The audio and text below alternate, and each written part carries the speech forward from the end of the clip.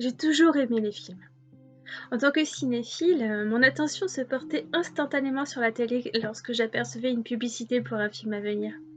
Bon, les créations hollywoodiennes sont stupides et sans intérêt et sont relativement faciles à oublier. Donc à chaque fois que je tombe sur un nouveau film indépendant ou un concept relativement original, je suis excitée à l'idée de découvrir quelque chose de différent. Récemment, j'ai eu l'occasion de voir une publicité pour un thriller à parution limitée qui s'appelait Pièce silencieuse. Le titre à lui seul était tellement intriguant et lorsque j'ai regardé la publicité, j'ai pas été déçue, hein. Le film mettait en scène un tueur en série avec un sens moral complètement tordu qui choisissait ses victimes en fonction de ce qu'elles prenaient ou offraient à la société, selon ses propres critères, hein. Et la manière dont il les tuait reflétait la façon dont elles avaient blessé les autres autour d'eux. Je n'avais vu que 2 publicités différentes pour ce film et les 2 étaient quasiment similaires. Seule la narration et les extraits montrés changeaient légèrement. Cependant, un soir où j'étais en train de regarder la télé, j'ai vu un spot publicitaire pour Pièce silencieuse que je n'avais jamais vu auparavant, que j'ai trouvé absolument glaçant par contre. Il commençait avec le titre écrit en blanc sur fond noir, qui est resté affiché pendant environ 5 secondes. Il est ensuite passé sur un deuxième écran similaire et le texte cette fois disait « J'arrive » en plein milieu de l'écran. Le message était accompagné par plusieurs sanglots discrets. En regardant l'écran de plus près, je pouvais apercevoir environ 6 silhouettes sombres en arrière-plan. Il n'y avait aucun extrait dans cette publicité, ni le message habituel « Bientôt dans les salles ». Je trouvais ça très troublant. Mais c'était probablement une technique de marketing. Réussi, je dois l'avouer. J'ai regardé quelques dessins animés pour me calmer, puis je suis allée me coucher. Le jour suivant, à la pause déjeuner, je suis allée manger avec ma collègue et amie Sarah. Nous avons discuté de tout et de rien, et une chose en emmenant une autre, j'ai fini par lui parler de la publicité bizarre que j'avais vue la veille. J'ai été absolument choquée d'apprendre qu'elle regardait également la même chaîne, à la même heure, mais la bande-annonce qu'elle avait vue n'était pas du tout celle que j'avais vue. C'était l'habituel qui passait au début. J'ai protesté et je lui ai décrit en détail ce que j'avais vu dans la mienne, mais elle n'avait aucune idée de ce dont je parlais, hein. Cela m'a bien sûr beaucoup perturbée, mais ne trouvant pas d'explication, j'ai fini par hausser les épaules en essayant de ne plus y penser. Après quelques jours, j'avais presque oublié ce qui s'était passé, et je suis retournée à ma routine télé le soir. Mais évidemment, je n'ai pas tardé à la revoir à nouveau. C'était presque la même que la dernière fois, seulement cette fois-ci, tout semblait plus intense. Les lamentations, les sanglots, tout était plus fort, et les silhouettes en arrière-plan beaucoup plus visibles.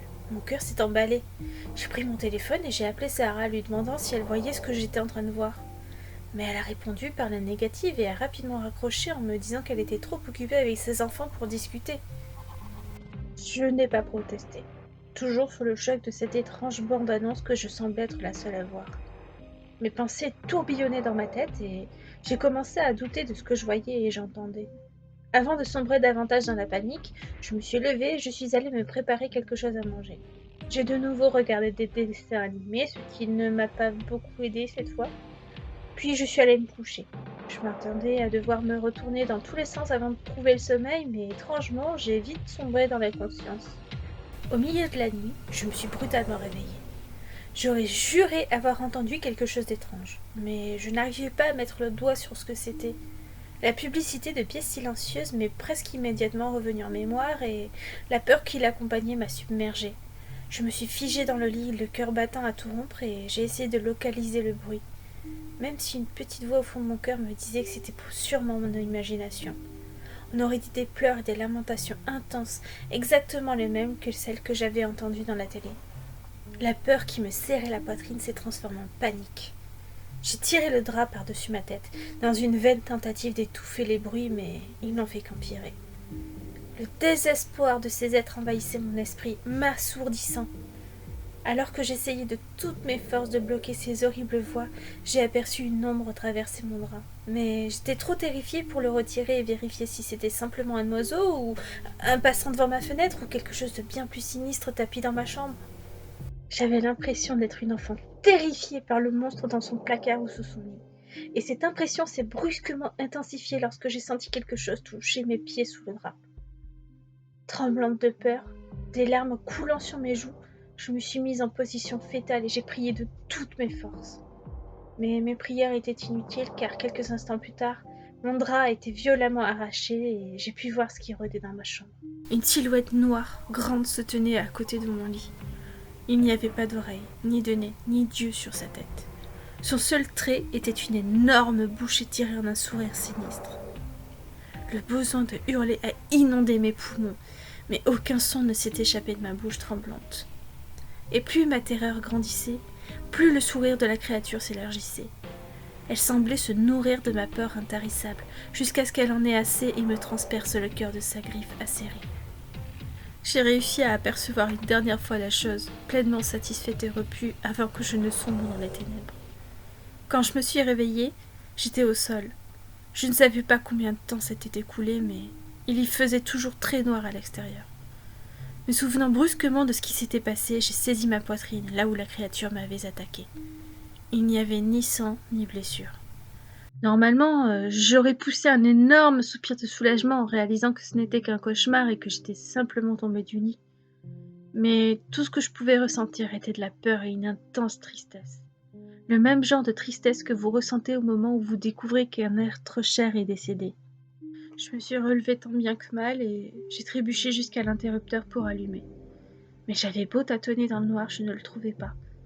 La seule lueur dans la pièce, c'était celle de la fenêtre. En me tournant vers elle pour l'inspecter, j'ai violemment sursauté. Elle était beaucoup plus grande et semblait anormale. En m'approchant pour l'examiner, j'ai remarqué ce qui ressemblait à des lettres écrites sur le verre. On aurait dit le reflet d'un message sur un miroir. Je me suis concentrée pour le lire. J-A-R-R-I-V-E. J'arrive. Mes jambes se sont dérobées sous moi et une terreur indescriptible m'a envahie lorsque j'ai réalisé ce qui s'était passé. Alors que mes yeux s'adaptaient à l'obscurité, j'ai remarqué les 6 silhouettes qui m'entouraient, pleurant hystériquement. La tristesse que je ressentais depuis que j'avais repris conscience s'est amplifiée, jusqu'à ce que je commence moi aussi à pleurer de manière incontrôlable. La lumière émanant de la fenêtre était le seul réconfort dans cet horrible endroit. Je me suis donc traînée jusqu'à elle pour que je puisse regarder à l'extérieur. La seule chose que j'ai pu voir était mon amie Sarah, assise sur le canapé, nous regardant.